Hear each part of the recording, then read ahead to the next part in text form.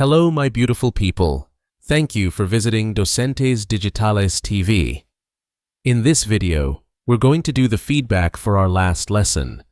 If this is your first time here, please go back and watch the previous video about why the U.S. is so involved in world affairs. Now, let's test what you've learned. Is the United States completely uninvolved in world affairs?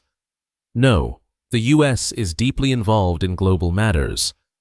Did U.S. involvement begin after World War I? No, it became especially prominent after World War II. Was the Marshall Plan a military strategy? No, it was an economic aid plan to rebuild Europe. Did the U.S. try to spread communism during the Cold War? No, the U.S. tried to stop the spread of communism. Has the U.S. ever supported humanitarian aid and disaster relief?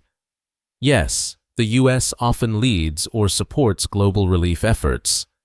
Is economic interest one reason for U.S. global involvement? Yes, protecting economic interests is a major reason. Does the U.S. stay out of international organizations? No, it is actively involved in many, like the UN and NATO. Does everyone agree with the U.S. global leadership? No, there are critics who say it interferes too much. Has U.S. involvement brought stability in some areas? Yes, many believe it helps maintain global order. Is watching the feedback video important? Yes, it reinforces learning and helps you grow your English skills. Watch this video again if you need to, and be sure to subscribe so you never miss the next step on your learning journey. See you in the next adventure.